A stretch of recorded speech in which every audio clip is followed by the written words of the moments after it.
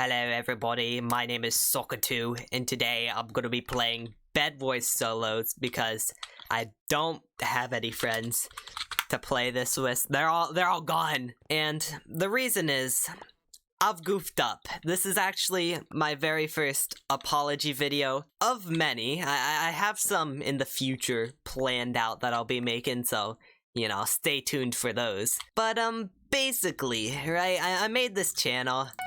I made one video. A month and a half goes by, and still just one video. You know, I wasn't planning on doing like daily uploads or anything. That would just be ridiculous. Like, I was thinking maybe like once a week, like at the least. You know, just like nice, healthy amount. But no. And since this is an apology video, I should start bringing out the excuses, because I mean, I see everyone who makes a quote-unquote apology do that. It's weird. But that almost worked. Okay, come on. You wanna fall in the void? You wanna do it, little goober? Okay. But, you know, I've been doing a few things while I've been gone, you know. I've been moving, I've been schmooving, and I've been reading books. That's right. I've been getting into literature, and it's not like I just like read one book that was assigned to me in English class. I've actually read 4 in the past 30 days, which, you know, this is a bit sad, but that's more than I've read in the past 2 years combined. I don't know, man. He really just fell again, and my bed's gone. Let me get this guy real quick, and then I'll continue with... Let me move on to the next game, and then I'll continue with the story. But I got a library card, and that just motivated me to become a nerd.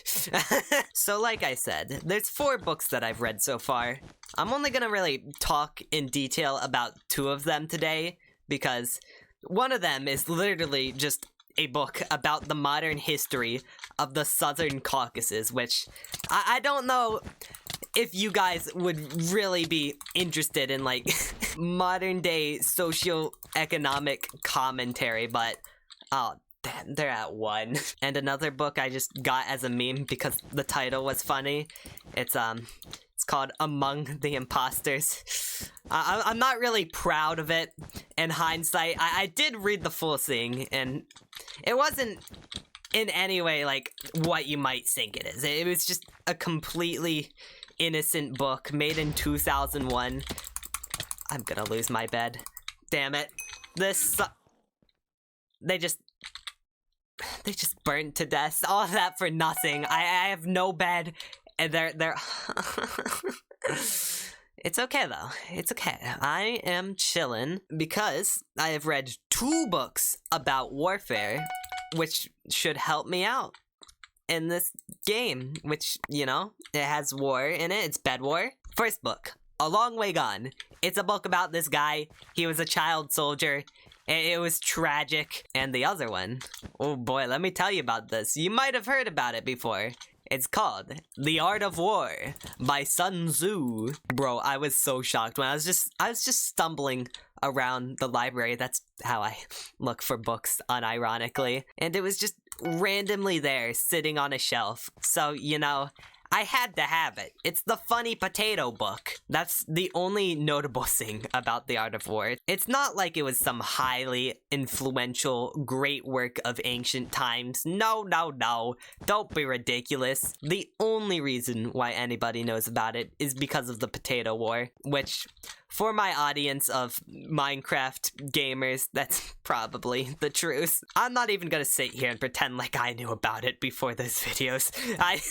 You know, it's like a sad commentary about what our world has come to. But that's not the point. The point is, I got the book. I was super excited to read it, because, you know, I wanted to go in and see all these nuggets of wisdom. But, in reality, it was kind of boring. It was just a book about ancient warfare strategies, pretty much. Like, Who would have thought it? Not me. I learned about it from potato farming. But to put things into perspective, one of the chapters was entirely dedicated to different types of terrain and how to fight on them. Like, I don't know about you, but the quote, fighting in swampy terrain is disadvantageous, just does not go hard at all. And that was 90% of the book. Occasionally, there'd be a TECHNOBLADE quote.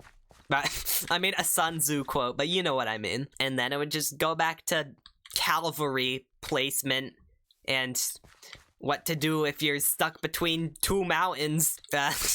So, I wouldn't give it that high of a rating. Like, if you see it, you might as well just, like, read it for the meme. It's pretty short. It took me a day or two. Don't let the fact that it's like 200 pages like intimidate you. But most of the pages just have one sentence. The space management on it is ridiculous. So if I had to give it a rating out of enjoyment of reading, it'd be something like 6.7 out of 10. Like I said, I'm just some 17-year-old high school student. Sun Tzu Art of War, like, does not pertain to my life at all. I'm gonna get this bed real quick and then sweat. I do not want to lose. Shout out to Sun Tzu for helping me with that fight. But God, I'm terrified of losing. I usually don't make it this far. Did they?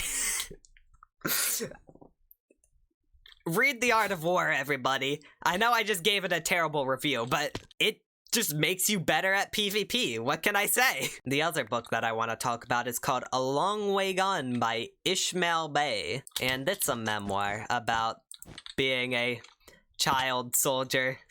It's pretty dark, but basically, Ishmael was just chilling in his hometown in Sierra Leone, you know, just absolutely vibing. He was... Excuse me? I'm sorry, I'm trying to talk about child soldiers. Could you not? Could you please leave me alone? Thank you. But he was chilling in Sierra Leone, listening to Tupac.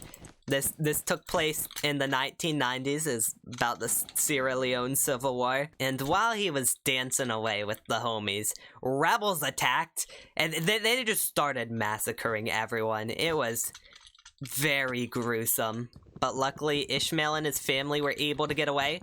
Just like I was able to get away with that bed break. That was slick. He did get separated from his family, though, which was a big L, so...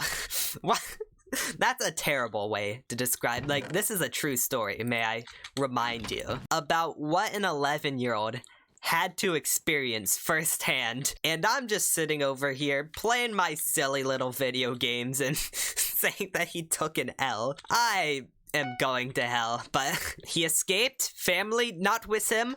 I'm just reinforcing it at this point. I really do not mean to be belittling this, like, a lot of respect to my man Ishmael, but like, I just have a hard time being serious.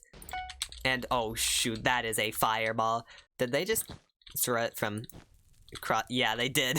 Watch this. That clearly went through the block. Well, knockback stick. Why did I go do that? That was so incredibly dumb. It's just me and this person, and they're not taking knockback! What is this? And now...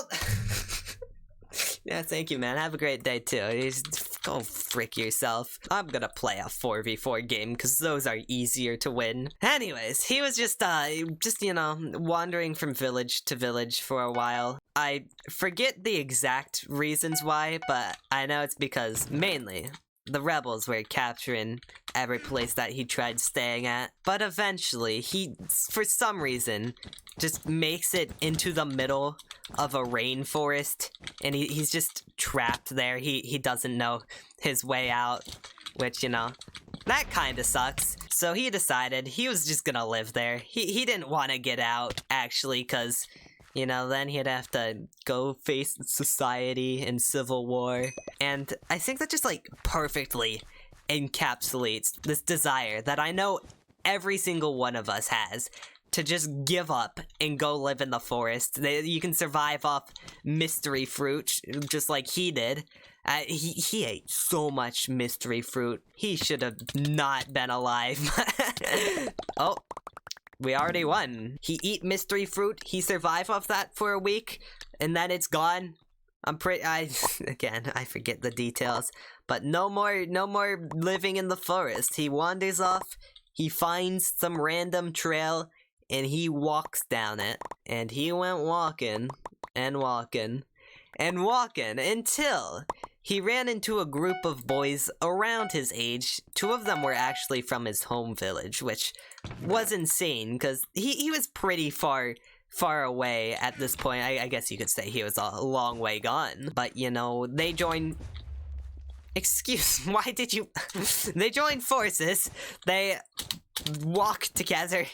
I forget a lot of the details. They, like, probably witnessed some war crimes happening. But that's not important. So then more things happen in the book. I don't really remember the details. Just a lot of it was wandering place to place, you know, the wacky adventures that they went on along the way, all the different places they ended up. But the main thing is they make it to a village that is protected by government forces, and they decide to stay there because they think that would be safe.